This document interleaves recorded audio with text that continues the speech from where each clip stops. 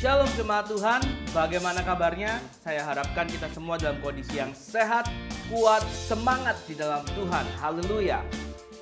Kita semua tahu di Alkitab ada sebuah kitab bernama Galatia.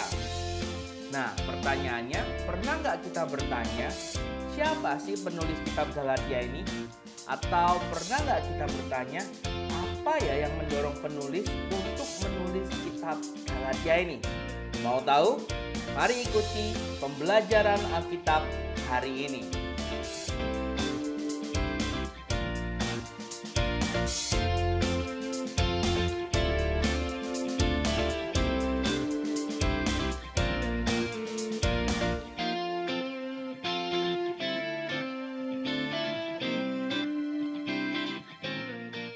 Hari ini kita belajar kitab Galatia.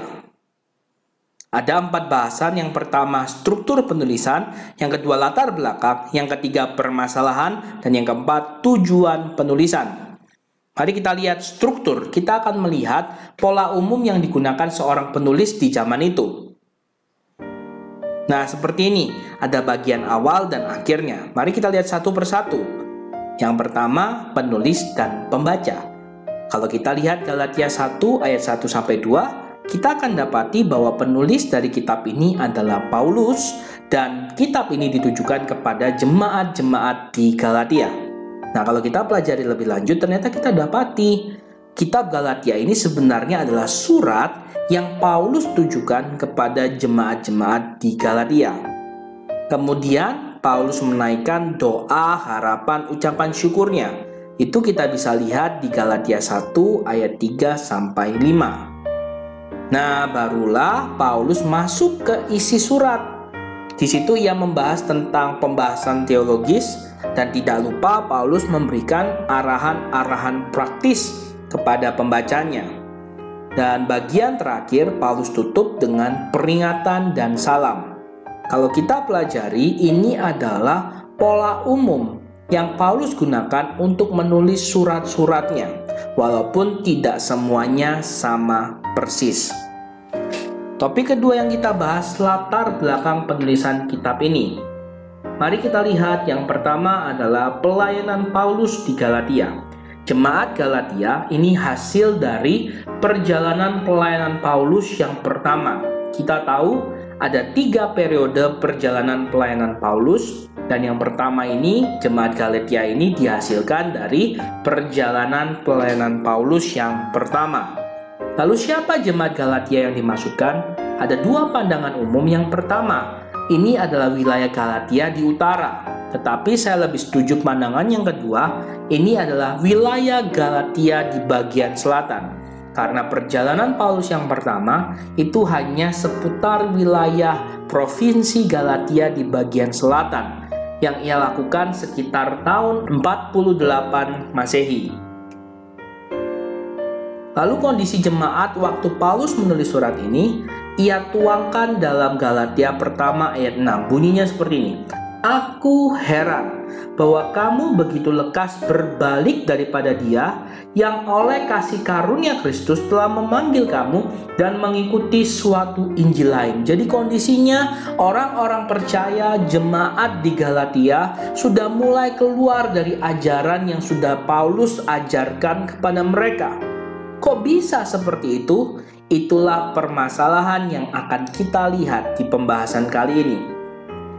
Ternyata ada hasutan guru-guru palsu. Siapa guru-guru palsu ini? Mereka adalah guru-guru agama Yahudi yang datang ke Galatia untuk menghasut jemaat-jemaat di sana, untuk membawa orang percaya kembali kepada hukum Taurat, mentaati hukum Taurat.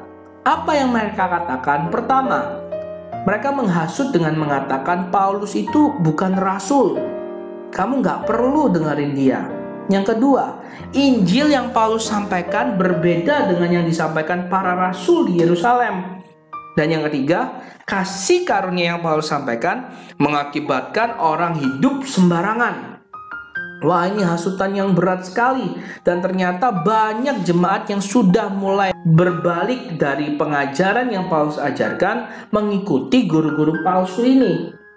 Itu sebabnya Paulus tidak bisa menahan diri untuk tidak menulis surat kepada jemaat di Galatia. Pertama, tujuannya Paulus menunjukkan wewenangnya sebagai rasul.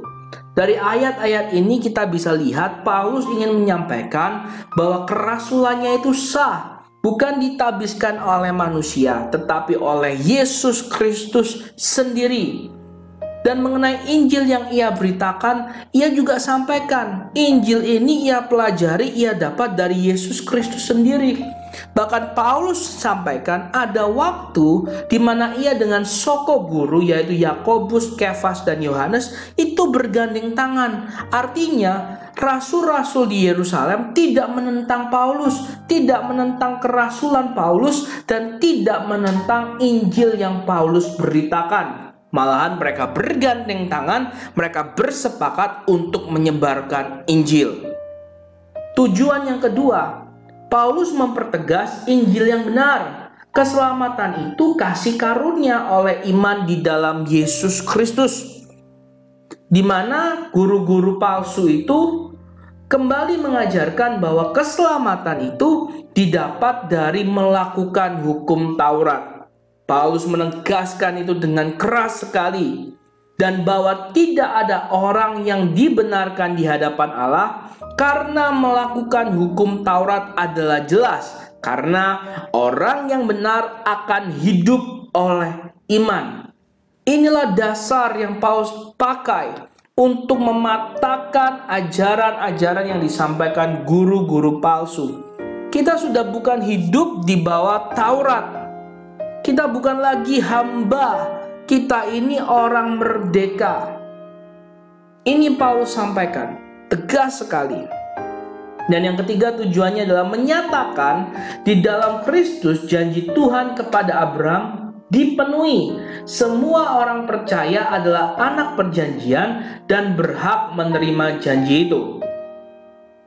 Dalam hal ini tidak ada orang Yahudi atau orang Yunani, tidak ada hamba atau orang merdeka, tidak ada laki-laki atau perempuan, karena kamu semua adalah satu di dalam Kristus Yesus. Dan jikalau kamu adalah milik Kristus, maka kamu juga adalah keturunan Abraham dan berhak menerima janji Allah.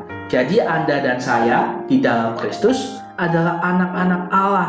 Kita ini milik Kristus, dan karenanya kita berhak menerima janji Allah yang telah Ia sampaikan kepada Abraham. Dan yang keempat, Paulus memperkenalkan model kehidupan yang dipimpin oleh Roh. Jadi anggapan bahwa kasih karunia yang Paulus ajarkan itu membuat orang hidup tidak beraturan, hidup sembarangan, itu salah. Karena apa? Karena Allah menyuruh Roh Anaknya ke dalam hati kita. Jadi kamu bukan lagi hamba melainkan anak. Jikalau kamu anak, maka kamu juga adalah ahli waris oleh Allah. Kita ini punya warisan, segala hal yang telah Tuhan sediakan. Salah satunya adalah hidup merdeka dari dosa. Sehingga Paulus sampaikan, kalau benar kamu anak Allah, kalau benar kamu hidup dalam kasih karunia, kalau benar ada Roh Allah ada diam di dalam kamu, maka kamu akan menghasilkan buah-buah Roh. Apa aja buah Roh itu? Galatia 5 ayat 22 mengatakan seperti ini, ada kasih, sukacita, damai sejahtera, kesabaran, kemurahan, kebaikan, kesetiaan, kelemah lembutan, penguasaan diri. Dikatakan tidak ada hukum yang menentang hal-hal itu. Barang siapa menjadi milik Kristus Yesus, ia telah menyalibkan daging dengan segala hawa nafsu dan keinginannya. Jikalau kita hidup oleh Roh, baiklah hidup kita juga dipimpin oleh Roh. Jadi nggak mungkin kalau kita hidup oleh Roh, kita sembarangan, kita masih terikat oleh dosa. Nggak mungkin. Kita sudah dimerdekakan dan karenanya kita dimampukan untuk menghasilkan perbuatan-perbuatan baik yang Paulus gambarkan sebagai buah-buah Roh ini. Itulah tujuan mengapa Paulus menulis surat kepada jemaat-jemaat di Galatia. Saya harapkan dengan hal ini kita semua diberkati, iman kita diperkuat, bahwa kita ini adalah anak Allah. Kita punya hak menerima janji Abraham di dalam kehidupan kita, dan karenanya kita akan terus melakukan perbuatan-perbuatan baik karena Roh Allah ada diam di dalam kita. Itulah yang kita pelajari dari kitab Galatia hari ini. Tuhan Yesus memberkati.